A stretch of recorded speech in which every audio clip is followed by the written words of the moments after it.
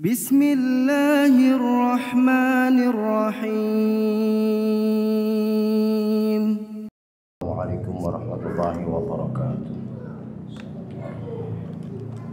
Lillahi ta'ala wa lisyafati Rasulullah Muhammad sallallahu alaihi wasallam, khususan li muallifi hadzal kitab al-alama Syekh bin Sulaiman Hadrami wa Syekh Abdul Wahab Asy-Sya'rani wa bi niyatil futuh wal munuh wa rusum wa salahil basad wa ruh bi sirri asraril Fatihah.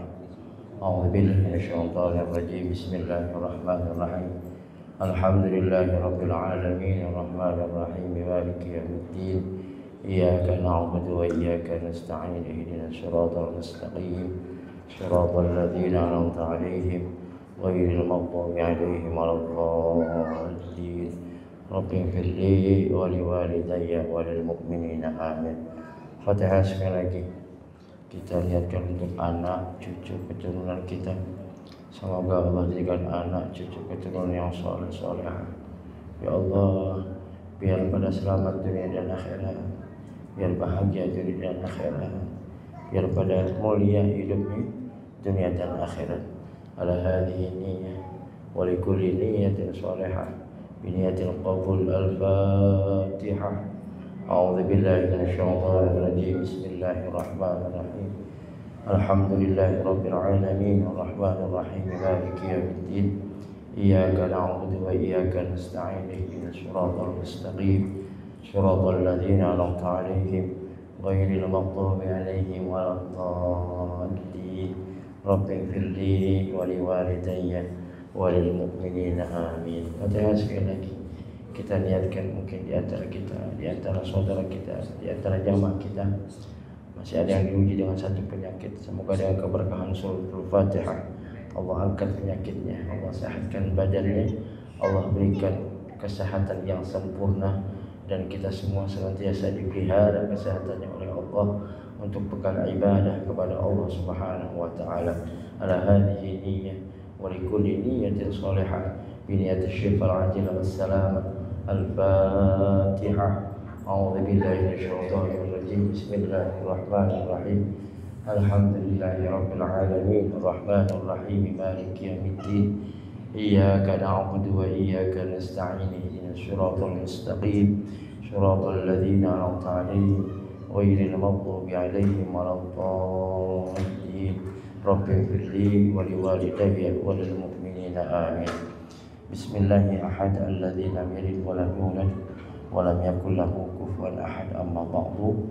Ayuhal jamul karim, para pengharap ampunan dan keridhaan Allah Subhanahu wa taala, para pecinta Rasulullah sallallahu alaihi wasallam, yang semoga kumpul duduknya kita pada waktu yang sangat istimewa ini senantiasa mendapatkan keridhaan dari Allah Subhanahu wa taala dan dicatat sebagai amal ibadah di sisi Allah Subhanahu wa taala. Untuk lebih menyempurnakan duduk kita, mari kita niat i'tikaf bersama-sama. Bismillahirrahmanirrahim. Nawaitu an a'takifa fi hadzal masjid sunnatan lillahi ta'ala. Masya Allah, alhamdulillah. Yang pertama, saya akan memberikan apresiasi yang tinggi kepada kita semua. Di tengah-tengah keterbatasan kesehatan kita, di tengah-tengah kesibukan kita untuk perkara dunia, masih Allah tentukan kita semua berada pada satu tempat yang begitu diapresiasi oleh baginda Rasulullah, yang disebut dengan taman daripada taman surganya Allah Subhanahu wa taala. Ya Allah, berharap besar sekali kelak waktunya kita semua pantas untuk dimasukkan ke dalam taman surganya Allah Subhanahu wa ta'ala. Jamaah sekalian, kita memasuki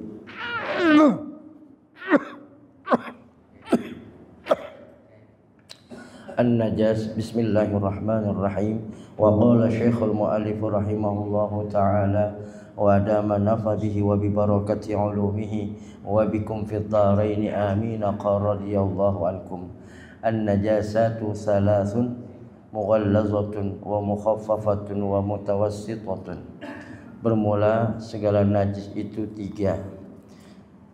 Mughallazatun, pertama najis mughallazah, wa mukhaffafatun, dan kedua najis mukhaffafah, wa mutawassitatun, dan ketiga najis mutawassitah. Jadi kita lagi belajar sama Salim Sumail dalam kitabnya yaitu Safinatun Najah, di mana dalam kitab ini dikatakan an-najasatu salasun, bermula najis-najis itu ada tiga, yaitu mughallazah, mutawassithah, mukhaffafah, dan mutawassithah.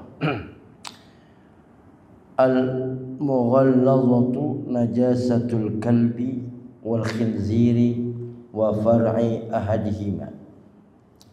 Bermula najis mughallazah itu najis anjing, wal khinzir najis babi, wa far'i ahadihima, dan anak-anak daripada salah suatu daripada keduanya itu.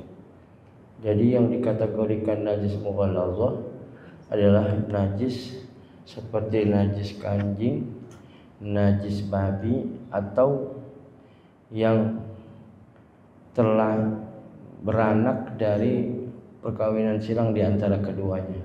Nah, itu semuanya itu adalah disebut dengan atau kategorinya najis mughallazah. Ya nanti penting juga ya kita sedikit ya punya tahu sehingga nanti kita benar-benar bisa menjaga. Tetapi yang terpenting adalah menjaga kesucian. Ya, kalau bersih belum tentu suci juga. Kesucian kayak misalnya Pak, kadang-kadang kita berangkat kerja pakai celana yang duduknya sembarangan, kemudian kita pakai sholat. Padahal kan masalah sholat itu bukan hanya badannya bersih, pakaiannya bersih, tempatnya bersih, yang lainnya. Itu kan suci maksudnya. Nah ini kadang-kadang saya suka, aduh ini orang tadi saya lihat duduknya sembarangan gitu ya. Kadang-kadang kamar mandi sekarang kan toiletnya kencingnya pada berdiri ya. Saya juga bingung itu gimana ini ya gitu, kepercikan. Jadi makanya hemat saya kalau saya misalnya ya bawa sarung gitu. Jadi kita memang di pondok itu orang pondok kan disiplin. Orang pondok itu terkenalnya dengan disiplin. Jadinya pakaian tidur mana, pakaian olahraga mana, pakaian kerja mana, aktivitas, pakaian sholat mana. Kita itu menggunakan, kalau di pondok dulu menggunakan pakaian yang bukan pada waktunya, kena ikop Pak, bisa kena tempeleng. Katakanlah olahraga pakai celana biasa jadi tempeleng, harusnya pakai training. Atau sebaliknya, waktunya sholat misalnya cuma pakai celana ya ditempeleng juga, karena harus pakai sarung gitu.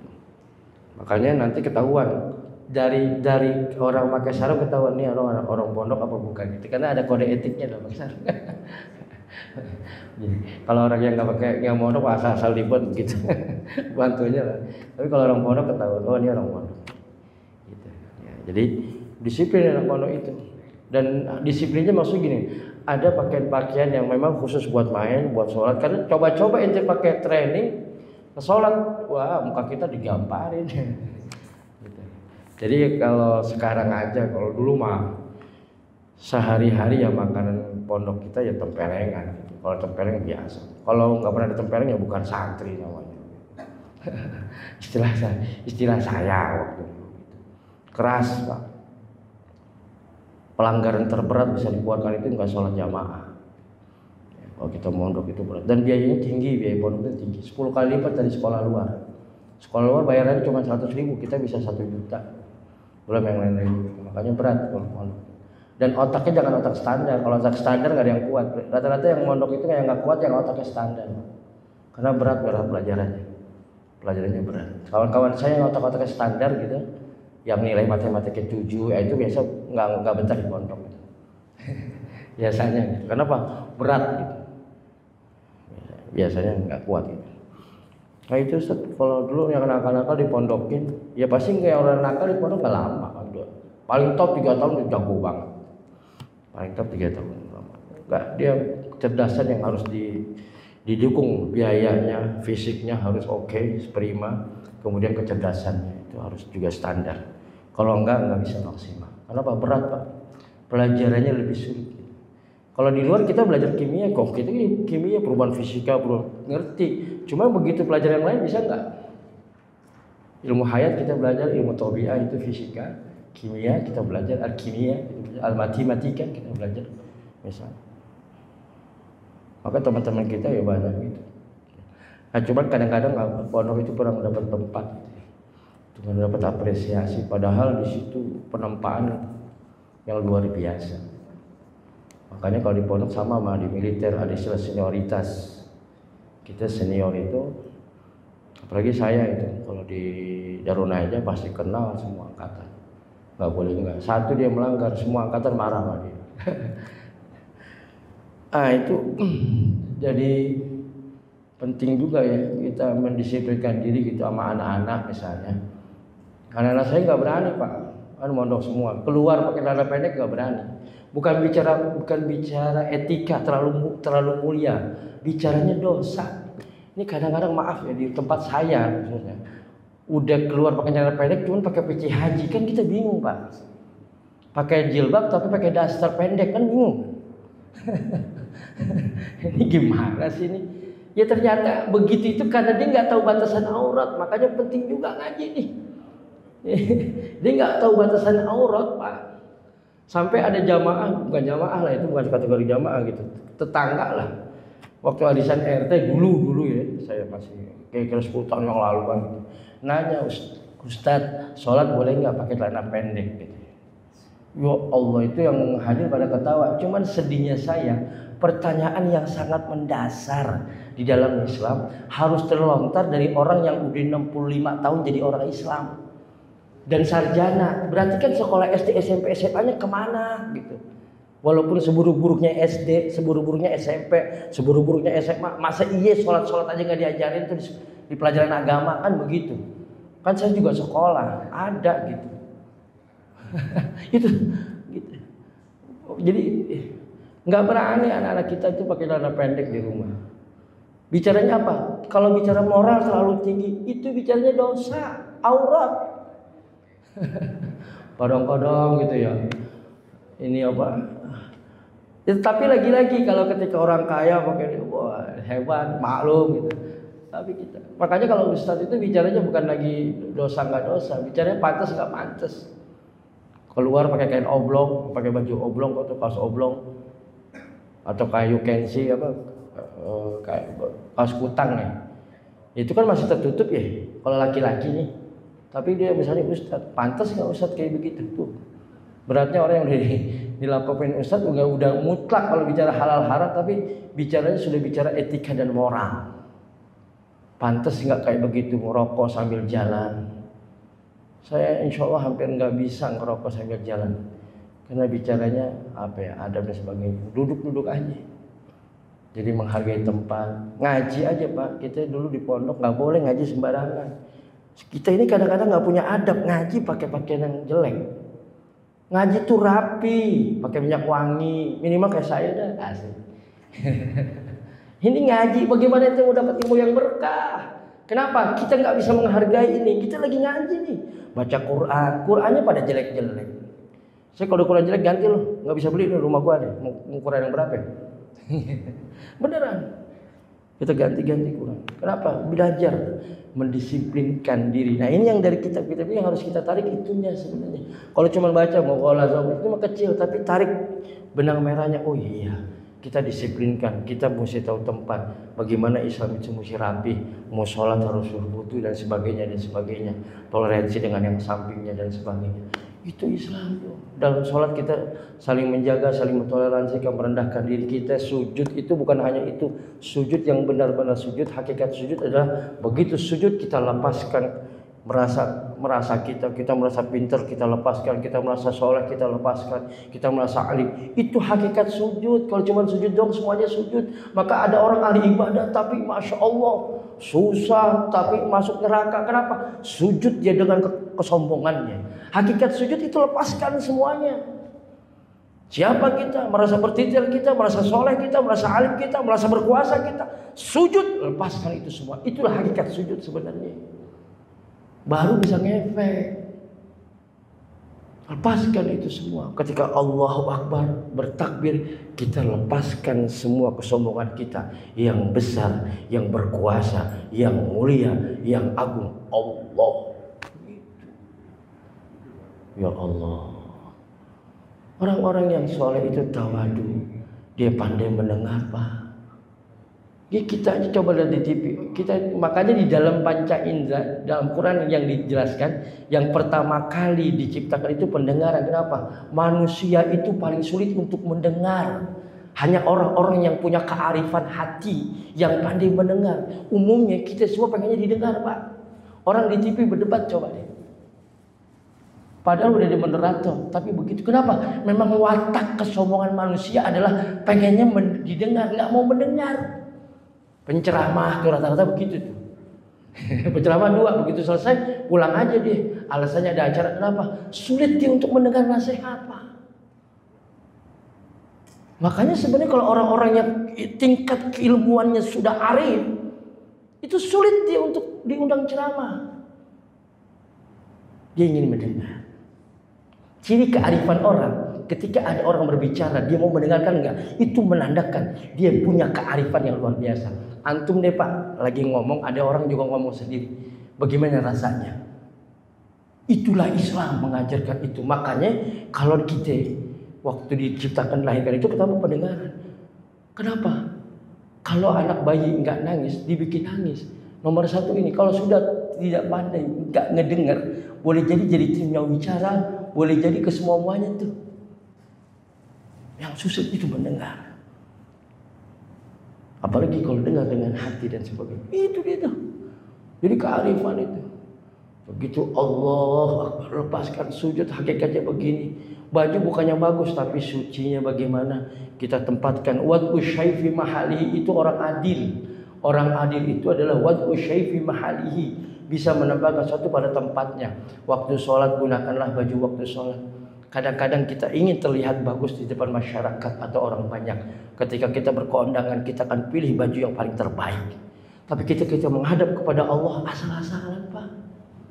Dari situ bukan bicara boleh, ini kita nggak lagi bicara boleh nggak boleh, selagi tertutup auratnya boleh.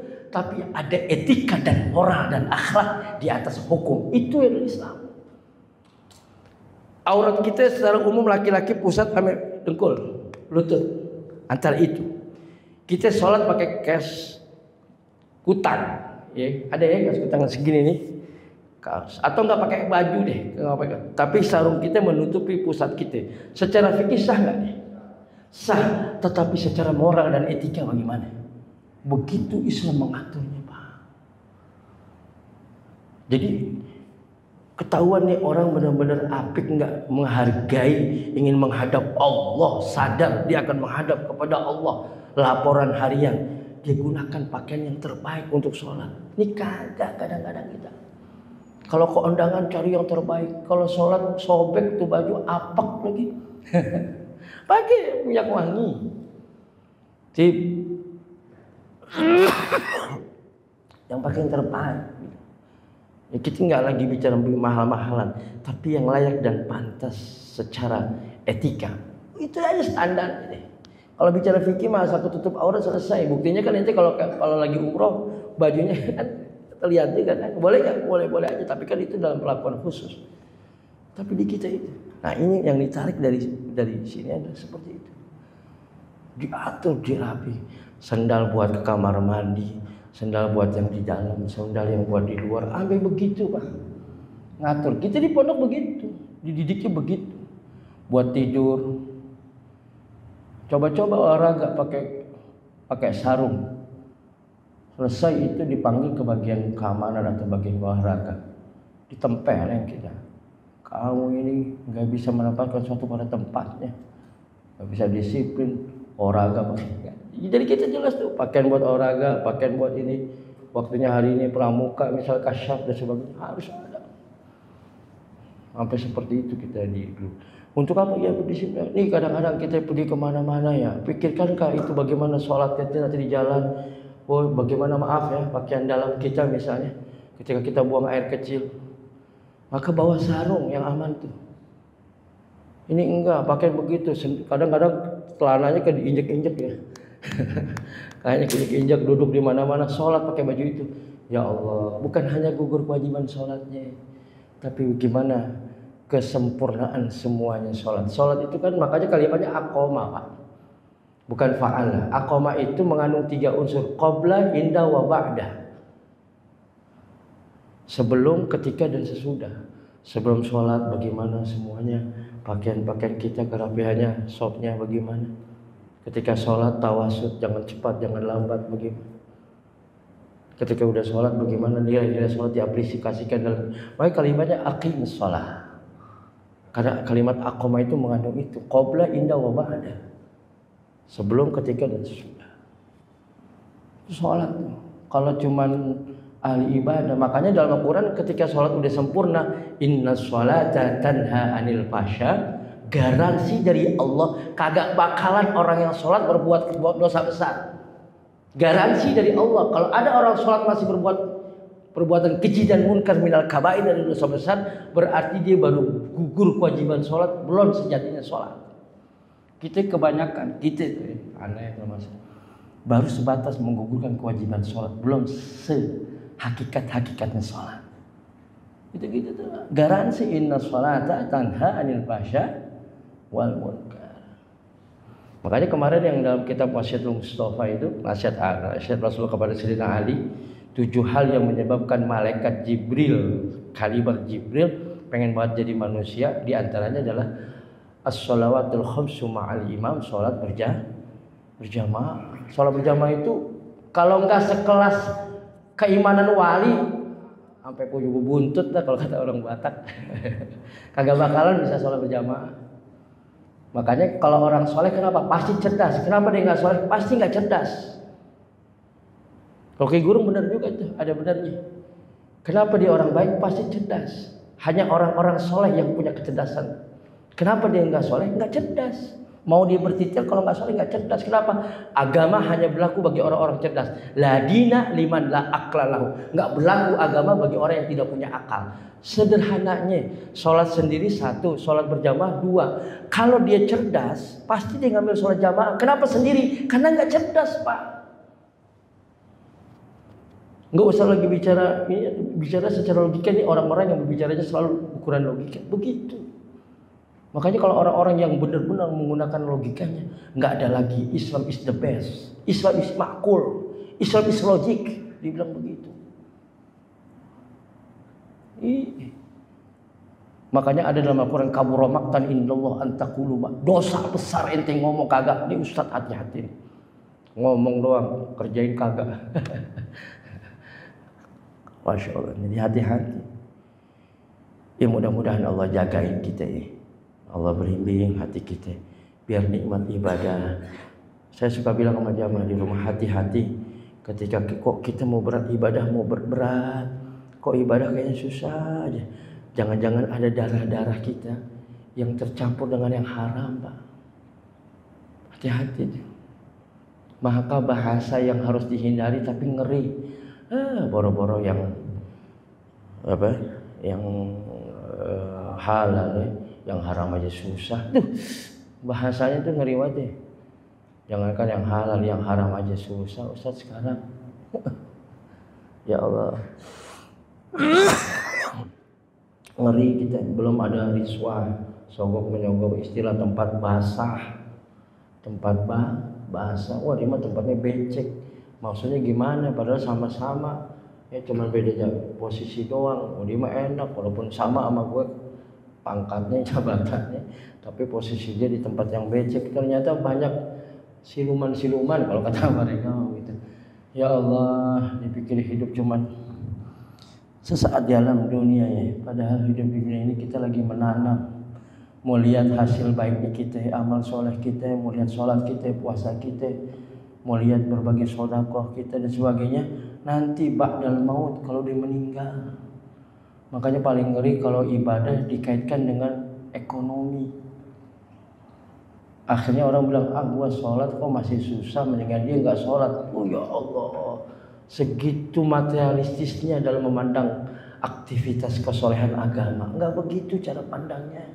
Ini enggak, beda porsinya, beda teropongnya. Nggak begitu. Kita beribadah karena ini merupakan ketaatan kita kepada Gusti Allah. Sholat duha, nggak lihat sholat duha ini adalah merupakan fathu rizki. Nggak begitu. Semua sholat itu fathu rizki. Coba duduk di antara dua sujud. Rabbi firli warhamni wajburni warfa'ni warzuqni. Bukan hanya di duha. Bukan itu, tapi ini dalam rangka sami'na wa ta'na atas perintah Allah, sunnah Rasulullah, saya kerjakan bentuk ketaatan kita kepada Allah. Itu Pak. Ini kadang-kadang kita terlalu bermatematik dengan ibadah. Ini nggak apa-apa untuk tahapan umum. Harus naik dong. Masa 40 tahun kualitas ibadahnya bicaranya fadilah aja. Baca ini waqiah biar ini. Begitu udah 40 tahun jadi orang Islam, naik dong levelnya, naik dong lagi, naik bicaranya. Sami'na wa ta'na, bentuk kedekatan. Saya ingin mendekatkan diri kepada Allah. Allah Akbar. Haji enak diomongin, susah. Betul nggak susah? Pahami aja, sepaham-paham dan amalkan. Makanya keimanan itu tidak akan sempurna. Ada di dalam Al-Quran 3 ayat yang berjalan berkelindan, tidak akan sempurna satu kecuali yang satu. Aqimus shalah wa atuz zakah. Aqimus shalah ente nggak bakal diterima kalau ente nggak atuz zakah. Artinya hablum minallahnya ente nggak bakal sempurna atau ditolak kalau hablum minannasnya nggak cakep. Itu kan begitu tuh. Ada vertikal, transendental dan horizontalnya. Ngukur orang soleh apa enggak, ahli ibadah apa enggak, lihat setelah dia ibadah bagaimana hablum minannasnya. Ciri orang yang tertolak ataupun tidak sempurna, bahasa kerennya, bahasa kasarnya enggak diterima sama Allah ketika ahli ibadah, rajin baca Quran, rajin qiyamul lail, tapi mulut dan hatinya masih jahat sama tetangganya, ciri tertolak ibadahnya. Aqimus shalah wa atuz zakah. Aqimus shalah itu artinya porsi ibadah yang sifatnya transendental atau vertikal kepada Allah, hablum minallah.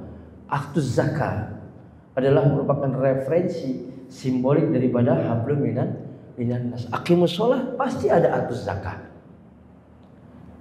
Alladzina amanu pasti wa amilus. Jangan ngaku orang beriman kalau belum dipraktekkan dengan kesolehan amaliyahnya. Begitu. Islam itu amaliyah, kita ini suka berdebat doang. Islam itu untuk didebatkan. Ketika saya ngajar dulu masih aktif di kampus. Ngajar di beberapa perguruan tinggi swasta di Jakarta. Selesai saya ngajar, ada cleaning service. Mungkin dia punya biasa aktif di rumahnya ngikut-ngikut majelis taklim gitu. Datang, Bapak dosen agama ya? Oh iya. Kebetulan Pak ada yang mau saya tanyakan. Mas, maaf Mas, agama bukan untuk diperdebatkan, tapi diamalkan. Saya mohon maaf nggak bisa menemani untuk berdiskusi. Saya harus ngajar lagi. Tarkul jawabi ala jahili jawabun. Nggak menjawab pertanyaan orang bodoh jawaban. Dia mau ngajak diskusi berdebat sama saya, levelnya apa? Masa nggak sekolah nggak ini sok berdebat sama saya? Kalau saya lari ini tolol saya, buang-buang waktu. Lu magister, gue magister, oke duduk, baru itu namanya lek-lekan. Zakir Naik nggak bakal mau ente pakar kayak gimana kalau nggak bisa punya pengikut 10.000. Itu Zakir Naik, bener itu. Konsep tarkul jawabi ala jahili jawab. Ini orang bukan mau nanya, mau ngetes, mau sok-sokan. Dipikir kita nggak punya basic itu kan. Misalnya waktu itu saya masih garang Pak, nggak kayak sekarang. Saya tinggal. Ngapain orang? Mau nanya bukan di sini entar. Termasuk waktu dosen-dosen itu, saya bingung. Orang yang nggak punya basic agama, pada ngajar agama, jadi dosen-dosen agama, dipikir cuma agama sebatas sholat, gitu-gitu doang kali ya. Masya Allah, dia bilang.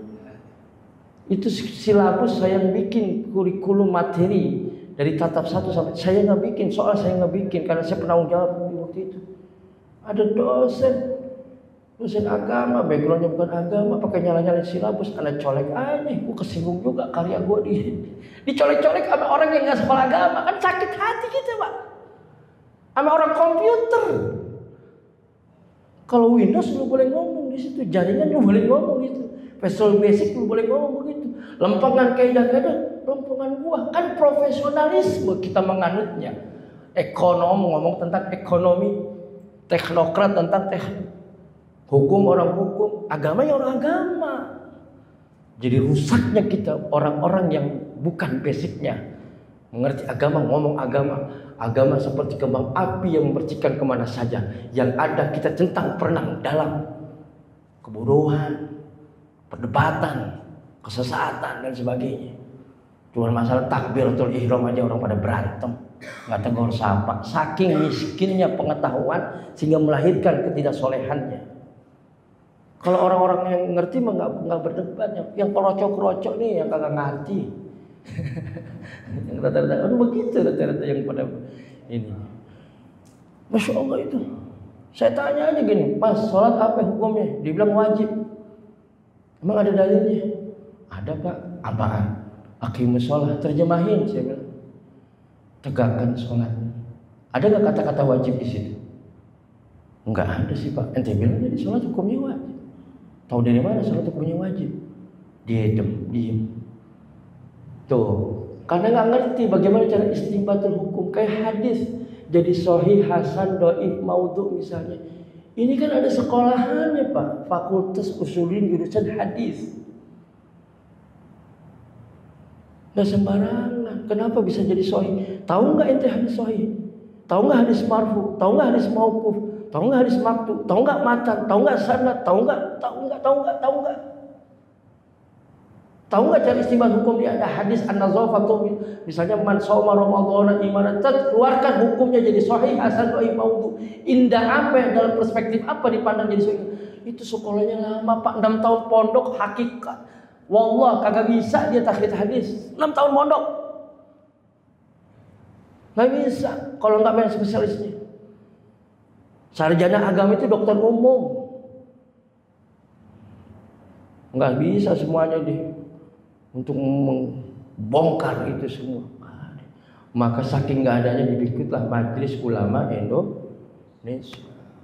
Yang satu ahli usul, yang satu ahli fikih, yang satu ahli. Begitu baru duduk bersama, diambil sebuah kesimpulan, terjadilah kesepakatan hukum. Begitu. Nggak sembarangan. Nggak, kita juga ngeri. Nggak pernah ikut pelajaran Quran di rumahnya cuma sekedar merasa bisa loh. Benarnya juga versi dia, bukan versi orang yang udah ngajarin aja ngaji. Kan kita bingung. Abata Ba'ata pinter. Ngaco, salah pinter. Nggak ada baca abata, salah abata pendek. Makanya kenapa? Ya kayak begitu. Kalau udah jadi ngebongkarnya susah, mendingan orang buta sekalian yang gitu. Karena udah kebiasaan bacanya panjang padahal pendek. Bismillah, salah.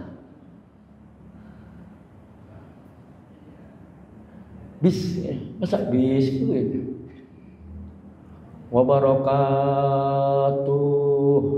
penceramah, nggak tahu panjang pendek. Hadis, penceramah, nyebutnya dalam hadis, salah Pak, hadis. Azan, biasakan lazah itu yang tepat dengan tulisannya.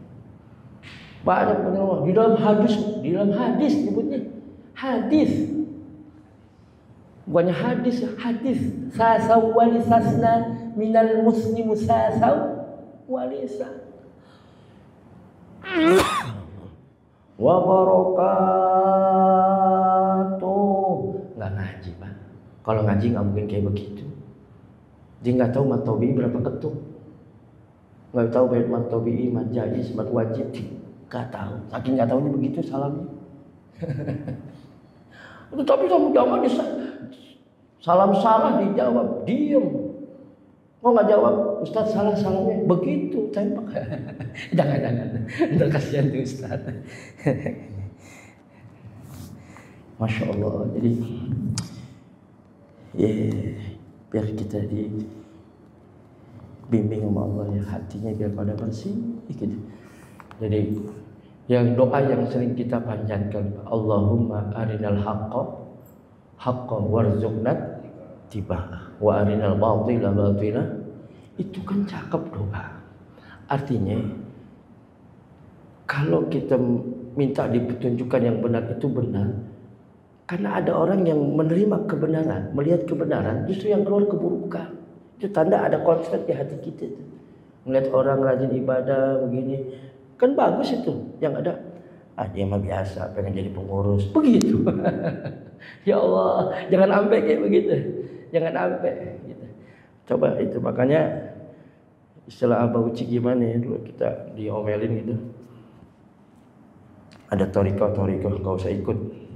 Sebelum beliau meninggal pesannya begitu.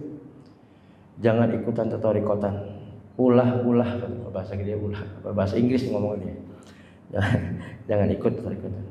Intinya torikotan buatnya lempengin hati ke Gusti Allah. Itu baik. Enggak, minimal jangan sampai terucap tapi hati tahan. Jangan sampai terucap, nanti lama-lama. Itu butuh, maka disebut dengan riyadhah. Riyadhah. Apa itu riyadhah? Riyadhah itu bahasa Arab, artinya latihan. Olahraga itu latihan. Perlu dilatih hati kita. Tahapannya ini. Ada makom tobat dulu, istighfar, astagfirullah. Ya Allah, dosa kita banyak banget. Astagfirullah. Terus dari makom tobat naik lagi terus.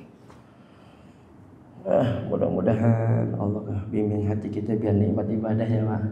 Jadi udah saatnya kita bermain di kualitas, bukan semata-mata kuantitas.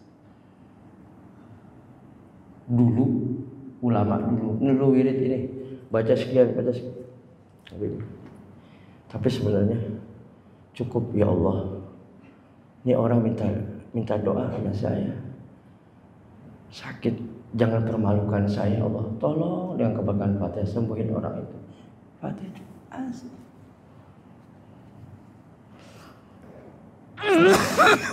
Allah Akbar. Allah. Enak Pak.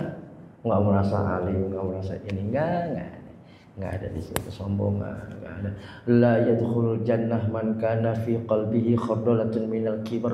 Enggak bakal masuk surga yang di hatinya masih ada rasa sombong, walaupun sebiji sawi, sekecil apapun sombong. Enggak, sombong hanya milik Allah. Allahu Akbar. Makanya dalam takbiratul ihram nanti antara A sampai bar itu mesti tersebut. Enggak boleh enggak tersebut. Allahu Akbar terlepas. Minimal kedengaran buat kita. Itu yang disebut dengan rukun qauli nanti. Agar kita ingat bahwa yang besar itu hanya Allah. Siapa Anda? Siapa kita? Kita la haula wala quwata. Apa yang mau kita sombongkan? Ketika sudah meninggal, semuanya sama di mata Allah kecuali nanti takwa yang representatif daripada amal soleh kita itu. Masya Allah. An-najasatu mughallazatun. Jadi najis besar, anjing, babi dan sebagainya. Wal mukhaffafatu. Kedua, bermula najis mukhaffafah baul sabiyil ladzi lam yat'am ghairal labani wa lam yablughil haulaini. Yang disebut dengan najis mukhaffafah itu kencing anak kecil yang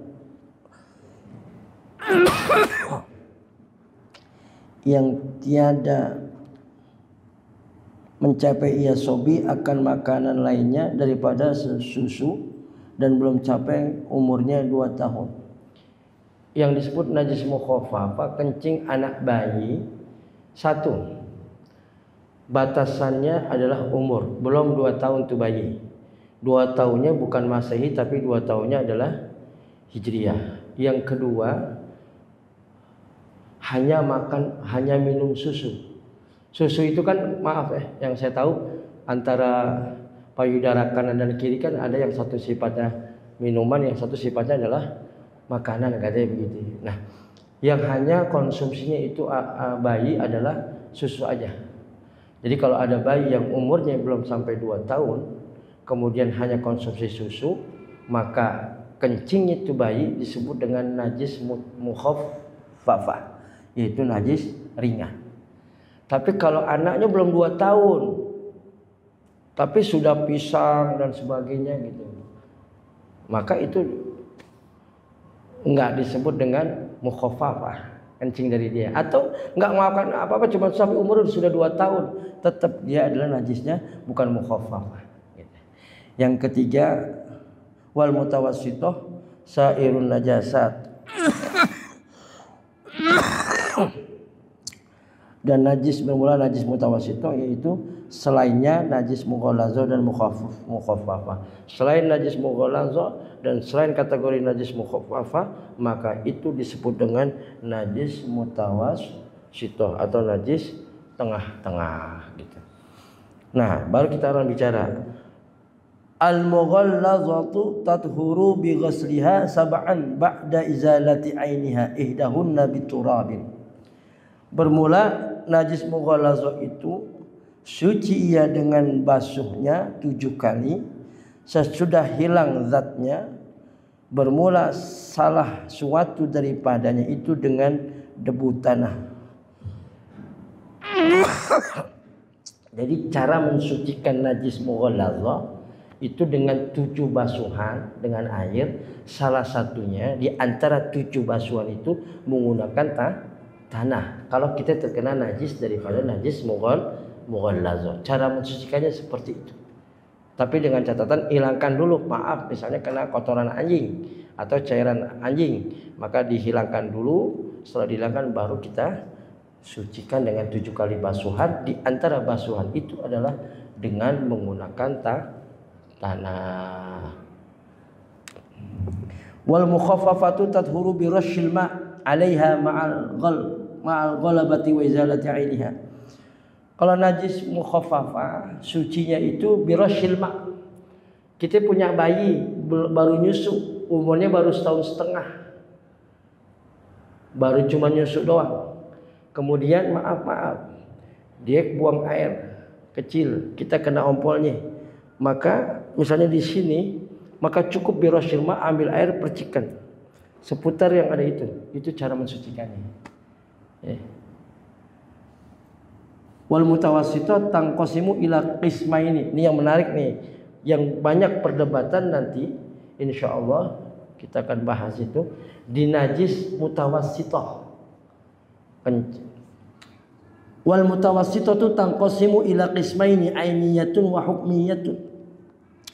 Bermula najis mutawassithah itu terbagi ia kepada 2 bagian. Pertama najis ainiyah dan kedua najis hukmiyah. Jadi kalau mutawassithah ada 2, ada najis ainiyah, ada najis hukmiyah. Gitu. Ada najis ainiyah, ada najis hukmiyah. Ainiyah itu yang terlihatnya. Kalau hukmiyah yang hukumnya, hanya hukumnya saja itu ainiyah. Jadi misalnya nih Pak, nih ada kotoran ayam sampai kering, terus kering-kering rontok sendiri kan suka ada gitu yang berhari-hari enggak. Das, kaki ente basah. Memang udah enggak ada dia najis ainiyahnya rupanya, tetapi hukumnya masih ada.